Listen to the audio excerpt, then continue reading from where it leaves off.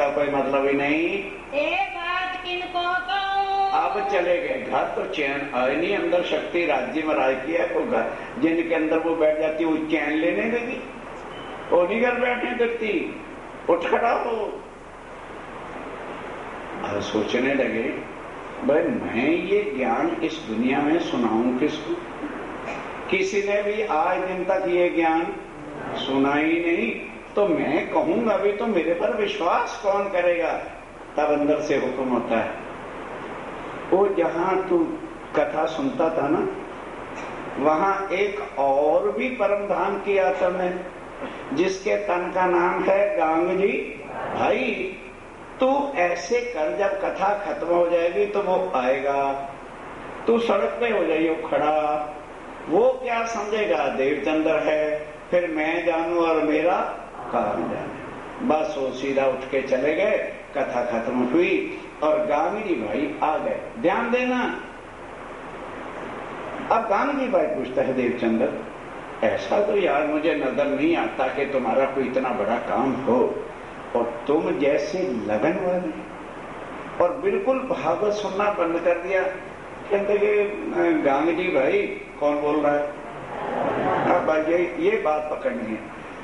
गांगी भाई बात ये है कि ये जो कांजी भट्ट हमेशा कहते हैं कि क्षार अक्षर और अक्षरातीत, श्रीमद् भागवत में अक्षरातीत पारब्रह्म कहा है, और दूसरा अपने को मंत्र मिला था भजमन श्री वृंदावन कुंज बिहारी नित्य विलास, और कांजी कह देते हैं दिल्ली के पास है वृंदावन।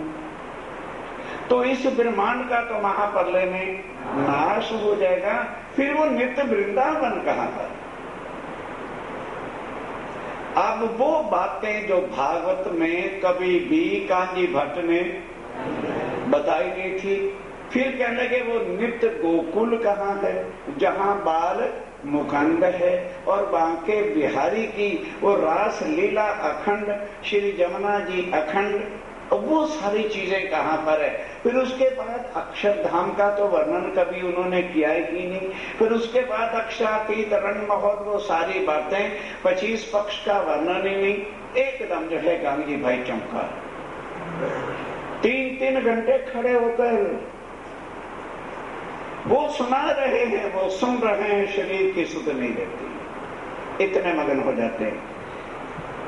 फिर गांगी भाई एक दिन पूछते देवचंद्र भाई सच्ची बता, ये ज्ञान तूने किस विद्वान से सुना है? क्योंकि ये ज्ञान तो कभी कांजी भट्ट ने सुनाया नहीं। कहते भाई मैंने तो किसी और के पास जाके सुना ही नहीं। कहने लगे फिर छुपा मेरे से, अगर तुमने सुना नहीं है तो निश्चय तुम्हें कोई ना कोई अलौकिक शक्ति की प्राप्ति। जब देखा कि इसके अंदर जिज्ञासा, ये आगे के ज्ञान को समझना चाहते, तो धीरे धीरे लगे बताने। क्या लगे सुन ले, उमरकोट गांव में मेरा जन्म हुआ था और 11 साल की उम्र में मुझे तड़प लगी थी, तब मैं खोज के लिए निकल पड़ा था। जो उनकी घटना थी 1 to all, वो सारी उनको धीरे धीरे बताई। उसके बाद कहते 14 साल भागवत सुनी और ये घटना मेरे साथ हुई, और इस तरह से मुझे साक्षात अक्षरातीत धामधनी ने दर्शन दिए, और ये मेरी बातें उनके साथ हुई, और उन्होंने हुक्म दिया कि अपनी आत्माओं को जाके ये ज्ञान सुना के मिथ्या माया से निकाल के लाओ। हे कामजी भाई, तू शरीर को देख रहा है, अक्षरातीत तेरे से बातें कर रहे हैं, तू उनकी बातों को जब बताई पार की बान, तब धनी की भाई पहचान। तुरंत गांधी भाई चरणों पे गिर पड़ा,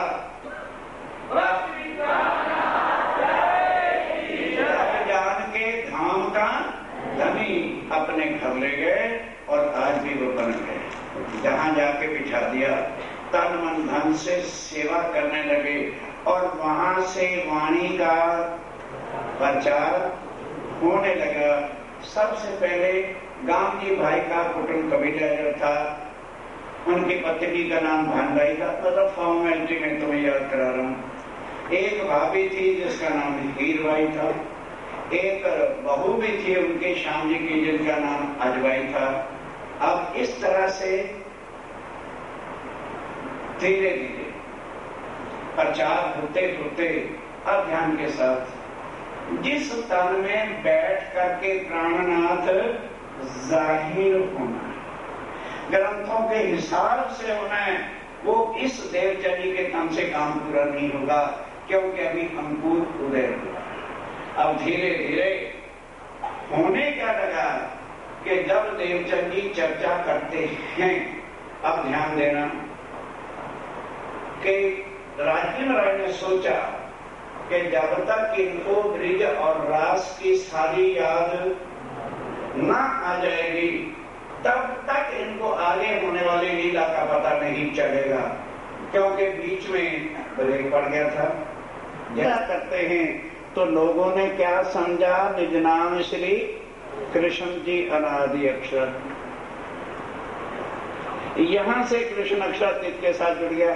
वो तो लीला इसलिए करके दिखा रहे थे कि तुम और हम ब्रिजरास में भी आए थे, इच्छा पूरी नहीं हुई, परम धाम गए थे, अब उसको पूरा करने के लिए। लेकिन अब आना क्यों पड़ा? क्योंकि ब्रिज और रास में पार ब्रह्मक्षातीत के स्वरूप की, अपनी आत्म की और अपने परम धाम की पहचान का ज्ञान दुनिया में आया नहीं था, इसलिए उनको पहचाना नहीं। अब उस ज्ञान को लेकर के आए, जिस ज्ञान का नाम है तारतम ज्ञान। अब इसका प्रचार होने लगा, एकदम तो नहीं सारी दुनिया में ज्ञान छा जाता। फिर ज्ञान भी कैसा कि जो आज दिन तक दुनिया ने ना सुना और ना किसी ने सुना। फिर कौन अपने ग्रंथों की खोज में रहता है? हर एक को अपने धर्म ग्रंथ से, अपने पंथों से, अपने गुरुओं से मतलब कितना है? केवल दुनिया का आशीर्वाद। गुरुओं के पास किस लिए जाते हैं? आशीर्वाद मिल जाए, हमारे बिगड़े सारे काम सीधे। किसको दर्द पड़ी है आत्मा? सोचो, इतने जने तो 400-500 यहां बैठे हैं, किसको दर्द है अपनी आत्मा की कि मरने के बाद जब मैं जाऊंगा फिर मेरा हशर क्या होगा, किस घर में मैं जाऊंगा, कहां से मैं आया हूं, मेरा मालिक कौन? इतना प्रचार होने के बाद भी बहुत कोई गगली आत्म को चोट लगती है, जो तड़ पड़ती है कि वो कब तक अंधे बने रहेंगे, कब तक मोह के फंदों में जकड़े रहेंगे, कब तक माया के पुतलों के हम गुलाम बने रहेंगे और अपना सर्वनाश करते। इसलिए चेले बनाने आसान है, गुरु बर्रा सहज है, पर आत्म जगाना कठिन। आत्म को जगाओ, पार ब्रह्म की पहचान कराओ और इन बंधनों से मुक्त कर दो। बोलने से क्या हो जाएगा? ड्रैगन फांस के फंद पड़े। उन्होंने तो आके फंदे निर्वाले हैं, पर हम फंदों से बाहर निकले। सारा कुछ बड़कों पे लिख के डाल रहे हैं, अरे वाह हम बड़कों की रिवाजें कैसे छोड़ दें। बड़के कौन है? मिट्टी के पुतले। और सच्चिदानंद ने जो आकर के रास्ता बताया, किसी बिरली आत्मा को चोट लगती है तो कमर कस के खड़ी होती है। अब करते करते क्या होता है, वो आत्म जिसको इंद्रावती के आत्म कहते हैं, जिसमें दोबारा बैठना है, ध्यान दो, वह केशव ठाकुर जो जाम सहता जामनगर का, उसके घर 5 लड़के हैं। सबसे बड़े लड़के का नाम हरवंश ठाकुर, ठाकुर जाति के थे। और नंबर 2 पे जो था, लड़की कोई नहीं थी, उसका नाम था सांवलिया ठाकुर, हरवंश ठाकुर। और फिर उसके बाद नंबर 3 पे सांवलिया ठाकुर, नंबर 4 के ऊपर जो है, नंबर 3 पे गोवर्धन ठाकुर नंबर 4 पे मेराय ठाकुर और सबसे छोटा कूद उठा। ये तो लड़कों के नाम है, हमें से कुछ मतलब नहीं। अब बड़ा जो भाई था उसकी जो पत्नी है वो जो गांगी भाई की बहू है अजभाई, उसकी वो बुआ थी। अब अक्षातीत श्री राजी महाराज जब ब्रिज और रास की लीलाएं करते हैं, कभी कुछ भोग पाक पकवान मिठाई ला के देते हैं, कभी जमुना जी का ही वर्णन करते हैं, द्वालाफल जमुना जी होती है, वो जा करके अपनी बुआ को रोज कहती है, बुआ हमारे घर इतनी कृपा बरस रही है, तू भी आ दर्शन तो कर। अब वो आखिर वजीर साहब की बहू है, तब उसने अपने छोटे देवर गोवर्धन को कहा, अरे गोवर्धन ये रोज कहती रहती है और तू चल तो सही, जा देख के आ। वो कहने लगे भाभी तुम भी औरतों वाले काम करते हो, ये मेरे से नहीं होता। अच्छा मैं अपनी पत्नी को भेजता हूँ। पत्नी गई, देख के आई, वो आके कहती है पतिदेव बातें हकीकत की है। कहती है अच्छा मैं जाता हूँ। फिर अब ध्यान के साथ सुनना, गोवर्धन ठाकुर जो महराज ठाकुर के बड़े भाई हैं, महराज ठाकुर के अंदर परम धाम की इंद्रावती की आत्म है। इस तन में जब राज्य और श्यामा जी बैठेंगे तब दुनिया में जाहिर होंगे सच्चरा नंद विजया विनंद बुद्ध निष्कलंक अवतार। फिर वो समय आएगा जब दुनिया के ग्रंथों में लिखा था इतना समय बीत जाने पर वह पारब्रह्म दुनिया में आकर मनुष्यतन में खुद जाहिर। अब वो लीला शुरू होती है। तब गोवर्धन गए जाके लगे कदम, आके देवचंद जी के चरणों में लगे। ध्यान देना क्या मांगते हैं, हम तो दुनिया की डिमांड लेके जाते हैं और देवचंद जी क्या मांगेंगे, मैं शरण तुम्हारे आया। गोवर्धन ठाकुर क्या कहता है, चरण पकड़ के कहता है जी मैं आपके चरणों में आया हूँ, जगाने आत्मा। क्या करने आया हूँ, आत्म को जगाने के। हे मेरे सतगुरु महाराज मेरी आत्म को जगाओ, पहचान कराओ। संवत 1687 का साल हो गया। संवत 1675 में महराज ठाकुर का जन्म हुआ था, प्राणनाथ जी का जन्म नहीं हुआ, क्योंकि प्राणनाथ ना जन्मते हैं। मना रहे हैं लोग प्राणनाथ जयंती, प्राणनाथ जयंती, अकल की बात है, उनका भी दोष नहीं किसी ने बताया। कौन जन्मा, महराज ठाकुर। महराज ठाकुर के पिता का नाम क्या था, केशव। प्राणनाथ का पिता नहीं है। जो पूत किसी का होता है वो साहिब किसी का नहीं। जो साहिब सबका होता है वो पूत किसी का, उसका कौन पिता हो सकता, समझ लो। आगे चाहे रोज जयंतियां मनाना, मना नहीं, अकल की बात है। जब अकल माया के घेरे से बाहर ही नहीं निकलनी तो उनका इलाज क्या करें। सारी उम्रें हो जाएंगी। स्मितक साहब को सुनते हैं, उनकी टुट्टी वहीं की वहीं। आज जयंती है, आज व्रत रखो, प्राणनाथ जी मर गए थे। ऐसे भी सज्जन पुरुष हैं, घबराओ नहीं, अकल की बात होती है। एक कार्तक का महीना था जब गोवर्धन ठाकुर 1687 में उनके चरणों में गए। यहाँ से परम धाम के तारतम ज्ञान का उदय इनके परिवार में हुआ। मूल अंकुर उदय हो गया। चुगली खाई कोतवाल। अब माया तो साथ रहनी कि नहीं रहनी। हम क्या कहते हैं, माया बड़ी टाइट है, माया कुछ नहीं करने देती, माया ने तो पछाड़ दिया। तो जिस तन में राज्य मलाई बैठते ना उस पर ज्यादा संकट डालते। अब देवचंद जी के तन में बैठे और कुछ नहीं हुआ तो वहां तो भाई माताएं भी चर्चा सुनने आती थी और भाई भी चरना चाहते थे। पर जो दुष्ट अकल वाले होते ना उनको यही आता है, सारा दिन औरतें बैठी रहती है, कुछ ना कुछ कौन गड़बड़ है। जिनकी दृष्टि में लीद भरी हुई है वो गड़बड़ी देखेंगे और क्या देखेंगे। किसी चुगलखोर ने जाके कोतवाल को चूल्हे का दिया, कोतवाल साहब सारा दिन यहाँ मस्तियां काटो, तो तुम्हारी कोई ड्यूटी भी है। फलां कास्ट के घर सारा दिन औरतें मर्द इकट्ठे होते रहते हैं, तो जहाँ औरतें और मर्द इकट्ठे होते होंगे वहां क्या होता होगा, इंक्वायरी करो और पूरी रिपोर्ट दो, नहीं तो मैं तुम्हारी ऊपर रिपोर्ट कर दूंगा। कोतवाल ने 2 सिपाही भेज दी और कह दिया भाई जाओ, ये जिस कास्ट के घर कहते हैं गांधी भाई के जाके पता करो। उन्होंने कहा जी अच्छा। अब संध्या के समय चर्चा हो रही थी। अब वहां गए सिपाही इंक्वायरी करने, लेकिन आगे कौन बैठा है?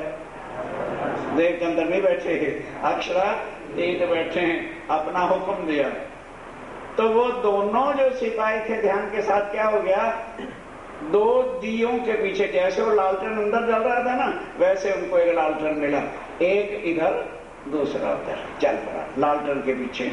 अब जब थोड़ा लालटेन आगे हो जाता है फिर उसको शक आता है, यार अभी तो आदमी बैठे थे, शक रखता है तो फिर वही घर की कापी वहां नजर आती है, कथा हो रही, कहता बस अब तो मैं अंदर ही घुसने वाला हूं।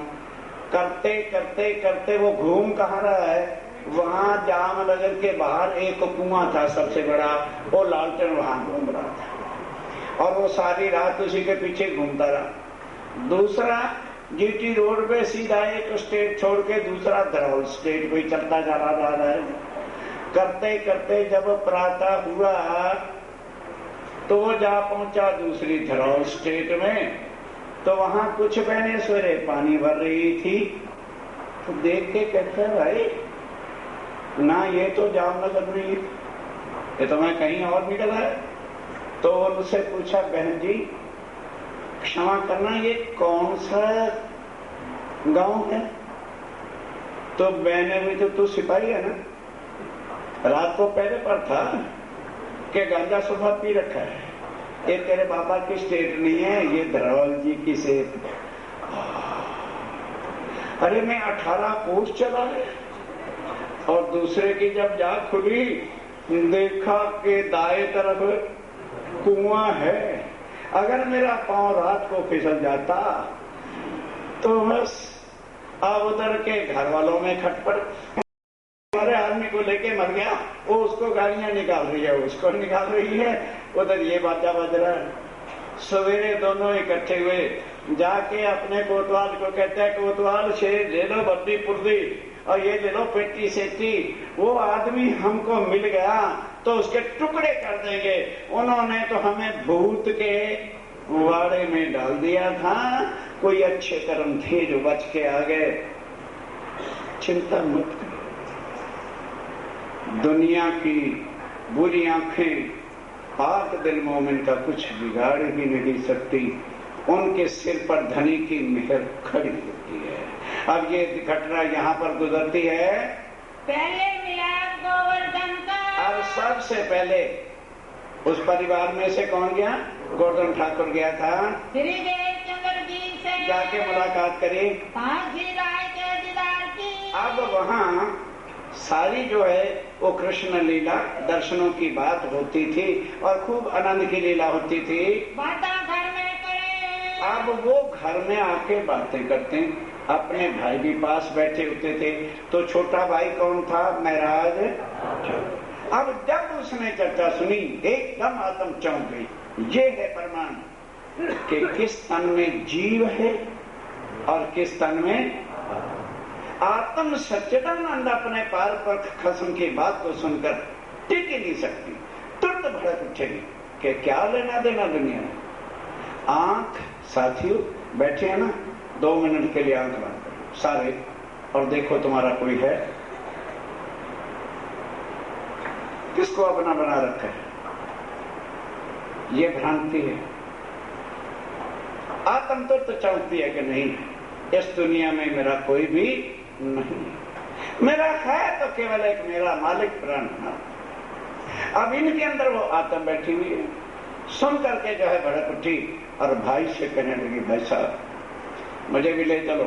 कहता नहीं, तू अभी छोटा है, तेरी 10-12 साल की आयु है और मैं देवचंद जी के पूछे बिना नहीं ले जाऊंगा। तू जाए और वहां खटपट करे ना बाबा ना। अब अच्छा मैं आज पूछ के आऊंगा। अब गए, चर्चा में मगन हो गए, पूछा नहीं। करते करते इसी तरह 6 दिन बीत गए। तब मेरा ठाकुर रो पड़े, कहने लगे आज तो ले जाओ, चाहे मारो चाहे पीटो, मैं अवश्य जाऊंगा। तब रोते रोते उनके पीछे चल पड़े। तब गोवर्धन के संग तब गोवर्धन दास जी के साथ चले श्री महाराज। चले श्री प्राणनाथ नहीं गए, अभी मेरा क्या करूं, समझो, वाणी से समझो। अब वो पीछे पीछे जा रहे हैं। कहाँ छुड़ाए के गिरे। जब वो घर आ गया तो सासा जा रहे थे, गोवर्धन ठाकर ने पल्ला चढ़ा के चल यही खड़ा रहो, मैं जब तक पूछ के नहीं आऊं। अब वो गिर पड़े और रोने लगे। आज गोवर्धन ठाकर अंदर गए, जाके चरणों में शीश झुकाया, अर्ज करी गोवर्धन ने। तब अर्ज करी कि हे सतगुरु महाराज, मेरा एक छोटा भाई है, 12 साल की उसकी आयु हो गई है, और वो इस तरह से जो कुछ मैं आपकी लीला यहाँ देखता हूँ, घर सुनाता था, आज 6 दिन से मेरे पीछे पड़ा था, आज वो रोते रोते पीछे आ ही गया, बाहर खड़ा रो रहा है, यदि आप आज्ञा दें तो मैं उसको भी ले आऊं। तब देवचंद जी के तन में बैठे श्री राज्य राय क्या उत्तर देते हैं? तब आज्ञा दी श्री देवचंद्र जी ने। क्या आज्ञा दी? बुलाए लिया श्री महाराज। कि भाई तू 12 साल का कह, 12 साल वाले की तो मैं बाद में बात करूंगा, पहले तू ये बता, ध्रुव और प्रहलाद कितने थे? 5 वर्ष। ध्रुव और प्रहलाद 5 वर्ष के ही थे जब उन्होंने नारायण की तपस्या करके साक्षात दर्शन किए थे, और तू 12 साल को कहता है? बच्चों का हृदय बिल्कुल शुद्ध और निर्मल होता है, अगर वो एक बार ध्यान से सुन लेगा मरते दम तक नहीं भूल सकता। और जैसे जैसे हम बड़े होते हैं तो दिल में छल, कपट, झूठ, चिंता, ये वो दुनिया का कचरा हो जाता है। जाओ अभी उसे बुला के लाओ। तब गोवर्धन श्री महाराज को। तब तुरंत बाहर गए और जाके कहा चुप कर जा, कहां से बुला रहे हैं, बिल्कुल ठीक ठाक हो जा, अंदर जाना, ढंग सिखा रहे हैं, हाथ जोड़ के चरणों पे जो है शीश रख देना, लेके चले साथ, अपने साथ लेके चले। आए तब चरणों लगे। तब महाराज ठाकुर आके श्री राज्य महाराज सतगुरु देवचंद जी के चरणों में लगे। सिर पर धरे हाथ। ध्यान देना, तन देवचंद जी का है, देखेगा कौन? राज्य महाराज ने जब देखा कि ओहो ये तो यहीं पर बैठे काम हो गया, इंद्रावती के तन में इस तन को छोड़ के बैठना है, बस देखते साथ ही वो नजर जो थी वो डाल दी और आशीर्वाद दे दिया। 12 बरस महीना 12 बरस देश शरीर की आयु बता रहे महाराज ठाकुर की इतनी उम्र थी। ऊपर 10 दिन ऊपर हुए थे। तब श्री देवचंद जी सौ मिले। तब जाके मुलाकात हुई। उन पहचाने मोमिन तो राज्य महाराज ने पहचान लिया। आत्मा को नजर से पहचाना जाता है, नजर देखते ही अपनी नजर डालते हैं, फिर वो चैन से नहीं बैठते। पहचान लिया कि तो परमधाम की आत्मा है। मिलाप श्री देवचंद्र जी का। देवचंद जी से मिलाप हुआ। सोबत श्री जी साहब।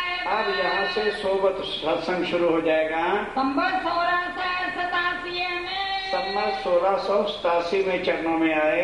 117 से बरोतरे लोग। 1712 तक देवचंद जी के तन में राज्य महाराज बैठे रहे। उसके बाद राज्य और शमन 2 शक्तियां अंदर है, वो निकलेंगी और महाराज ठाकुर के तन में प्रवेश करेंगी और फिर यहाँ से प्राणनाथ जाहिर होना शुरू हो जाएंगे। 12 बरस मास को। 12 बरस और 2 महीने। ऊपर दिन 4। जब 4 दिन हुए थे दिल में मिलाप। तब दिल में तड़प उठी थी कि मैं भी जाऊं। बातून हुआ विचार। तब जो है बातूनी भेद परमधाम की मैं आत्मा हूँ, मेरे धनी कौन है, मैं भी पहचान करूं, ये तड़प लगी थी। आए के चरणों लगे। तब 6 दिन के बाद आके चरणों लगे थे। उसी वक्त पहचान करके कि ये परमधाम की आत्मा में श्री राज्य महाराज के स्वरूप की पहचान करा के संबंध जोड़ा, कंठी नहीं, सारी बीतक सुनते चलना। देवचंद जी ने भी हजारों आत्मा को जगाया और फिर स्वामी जी ने तो जगह जगह जाकर के आत्मा को जगाया। जहां कंठी बांध के गुरु बने हो मुझे भी बता देना कि जी ये आ गया है और गद्दी चलेगी यहां से। ये दुनिया के झूठ पखंड रास्ते हैं, गद्दियों का पूजन, और उसके बाद जो मरे उसका लड़का ही फिर परमात्मा का रूप बन के बैठता है। जो करते हैं वो करें, हमारा कोई विरोध नहीं। इस मार्ग में इन चीजों को स्थान नहीं। फक्त आत्म का संबंध जिस दिन ध्यान दो हमारा पार ब्रह्म के चरणों के साथ हो जाए, उसके बाद अपने परिश्रम की जरूरत है कि गुरु की? बोलो, अपने गुरु का संबंध करो। कितना गुरु का संबंध है? स्वामी जी ने कहा, श्री महामती कहे ध्यान के साथ, गुरु सोई कीजिए जो अलख की देवे लख। बस जिस पार ब्रह्म को किसी ने पहचाना नहीं उसके साथ हमारी पहचान करो। और इस उल्टी से उल्टाए के पिया प्रेम में करे सन्मुख, बस उसके बाद गुरु की जरूरत। अगर मानो गुरु का तान नहीं रहता तो दूसरे गुरु की जरूरत नहीं। बस शर्त है कि उसकी पहचान हो गई और हमें हमारे संबंध की पहचान हो गई, हमें निज घर की पहचान हो गई हो, किस लिए आए हैं ये पहचान हो गई हो, और जाना कहाँ है ये पहचान। बस करो, फिर खुद करना है। फिर खुद जितना करेंगे उतना ही आगे चले। ध्यान के साथ सुनते चलिए। तब उसी समय हृदय के अंदर आए बैठी जागृत बुद्ध, आ गई जागृत बुद्ध, पराशक्ति। जागृत बुद्ध कई मेरे साथी नया शब्द सुन रहे होंगे। ये सारे संसार में कौन सी अकल है? स्वप्न की अकल। क्योंकि सारा ब्रह्मांड क्या है? स्वप्न है। और यहाँ अकल भी किसकी है? स्वप्ने की है। इसके बाद दूसरा ब्रह्मांड जो परे है वहां क्या है? जागृत अखंड है। तो वहां की बुद्धि कौन सी है? जागृत बुद्ध है। तो परम धाम जहां अक्षातीत परम धाम है वहां क्या है? निज बुद्ध पार ब्रह्म की अपनी बुद्धि का पुण्य। तीन ब्रह्मांड हैं, एक अक्षर, एक अक्षर और एक अक्षरा। हर भाषा में है अक्षर से परे, अक्षर से परा। तो अक्षर में मिटने वाला है, नाशवान है, तो यहाँ की बुद्धि भी मिटने वाली, संशय वाली। और परे अक्षर है, अखंड है, अविनाशी है, वहां जागृत बुद्ध है, जिसको गीता में कहा है अर्जुन, जब तक पराशक्ति दुनिया में नहीं आ जाती तब तक पार ब्रह्म की कोई भी पहचान नहीं कराएगा। वही शास्त्रों में भी लिखा है, तारतम ये न जानाति सच्चिदानंद लक्ष्मी। जब तारतम का ज्ञान दुनिया में आ जाएगा तभी हर एक इंसान को पार ब्रह्म सच्चिदानंद के स्वरूप की पहचान होगी।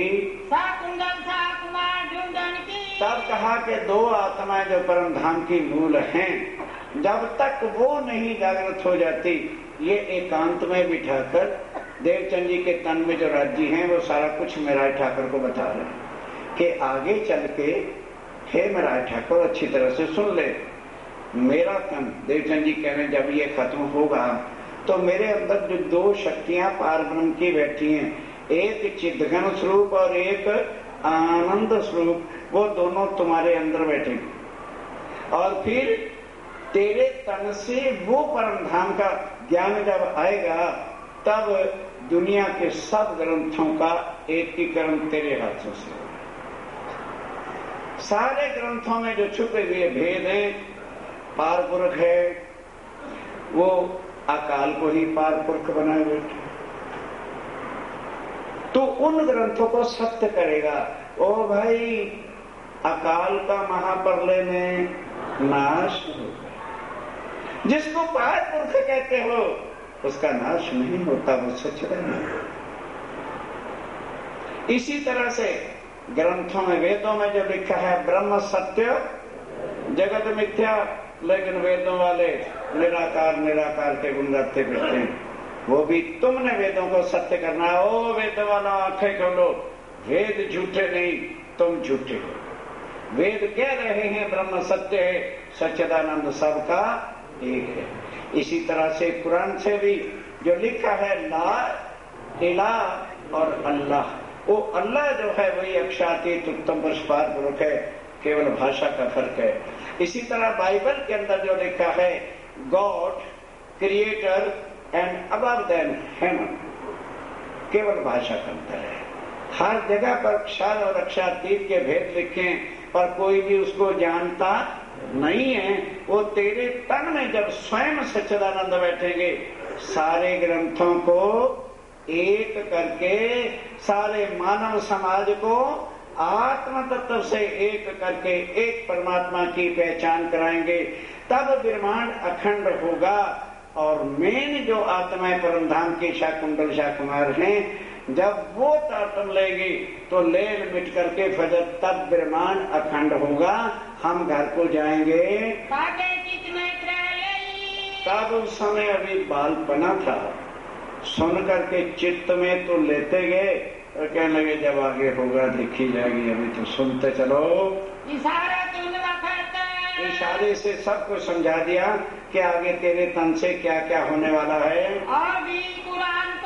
और ये भी कहा कि कुरान में जो मोहम्मद साहब ने कहा था कि अल्लाह कब आएगा, जब फर्दा रोज। कुरान में स्पष्ट है साथियों, अब तो उसका ट्रांसलेशन हो चुका है, खुद पढ़ा है हमने। फर्दा रोज का अर्थ है कल का दिन।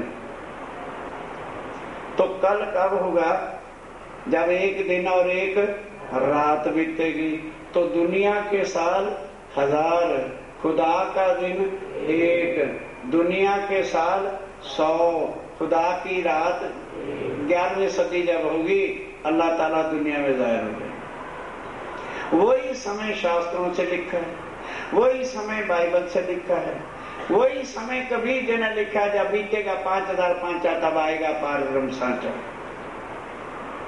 पेपर जुदा जुदा है, भाषा जुदा जुदा है, पर तारीख सबकी वो तुम ही मिला के सारी दुनिया के शम से मिटा दोगे। तब श्री धनीदेव चंद जी ने देखा। अब एक दिन क्या हुआ, चर्चा हो रही थी, महाराज ठाकुर भी बैठे थे और बिहारी जी जो देवचंद जी के लड़के थे वो भी बैठे सुन रहे थे। एक मुसलमान यमन स्त्री थी, पति उसका मरा हुआ था, विधवा थी, विडोती डांड थी। अब बेचारी ने पेट तो भरना ही था और साग सब्जी रख के टोकरे में गली में बेच रही थी।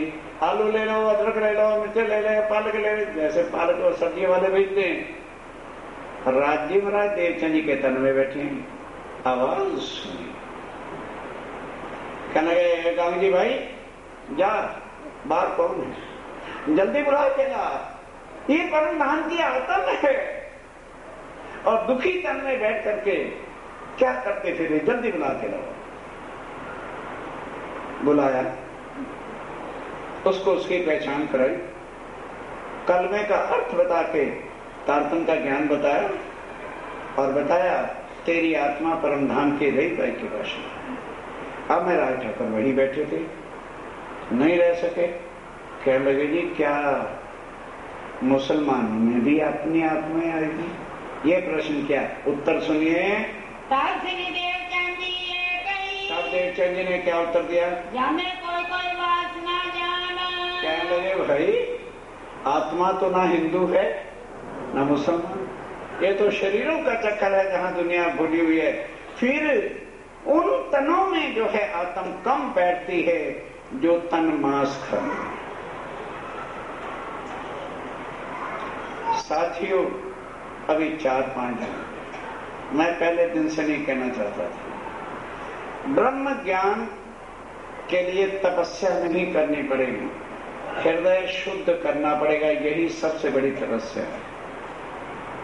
वनों में नहीं जाना पड़ेगा, माला नहीं फेरनी पड़ेगी, कोई दान पुण्य योग साधना व्रत जप तप नहीं करना पड़ेगा, क्योंकि वो साधन शरीर के है और ये साधन इसको यदि निर्मल करके मिनटों में ज्ञान को कैच करना चाहते हो, हृदय शुद्ध करना, यही तपस्या है।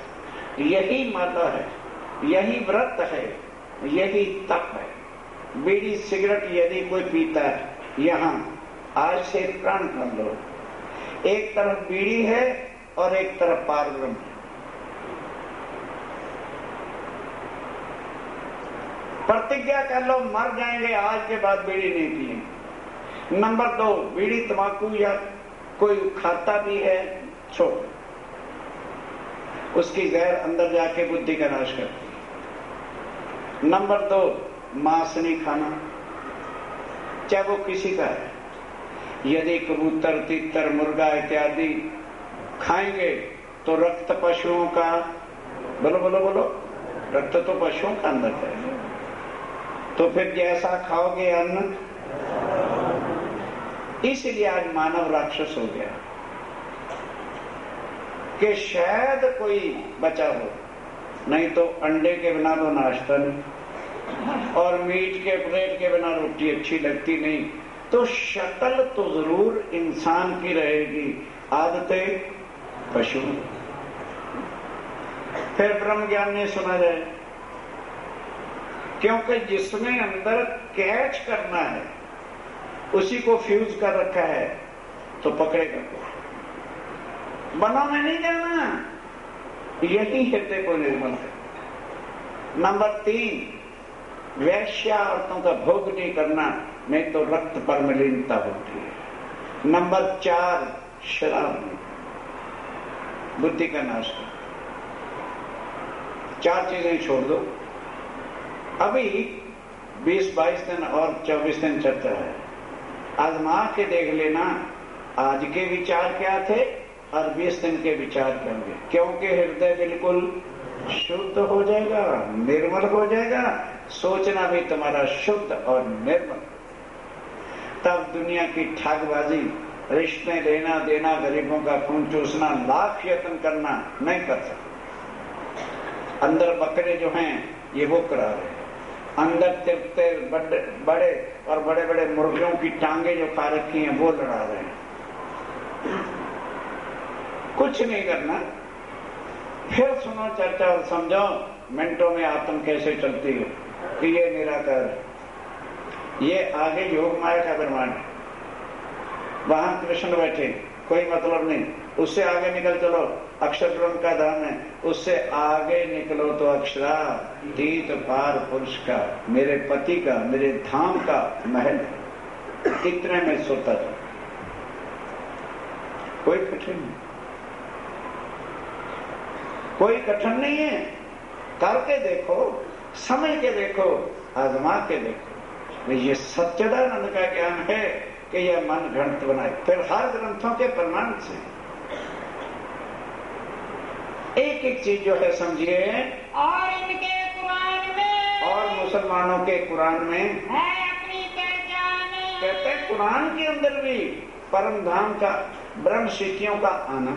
क्या लिखा है कि 11वीं सदी में अल्लाह ताला आएगा और अपनी उम्मत को ब्रह्म सिद्धियां कहते हैं, अल्लाह ताला को अक्षरातीत कहते हैं। कि भाषा जरूर इनकी है लेकिन उसमें बातें सारी अपनी लिखी हुई है।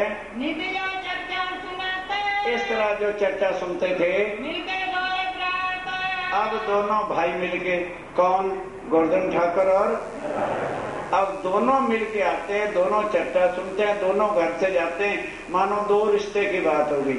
शरीरक भी भाई हो गए और आत्मा का भी संबंध हो गया। दो प्रेम भी गए, इस वास्ते दोनों प्रेम में ही मगन रहते हैं। अब काम काज की चिंता नहीं थी, क्योंकि पिताश्री वजीर आजम है, उनको क्या चिंता रोटी की पड़नी थी। करे मूल निष्पत्त भी किया, बस अपना मूल संबंध और परम धाम राज्य में के बिना कोई बात ही नहीं करते।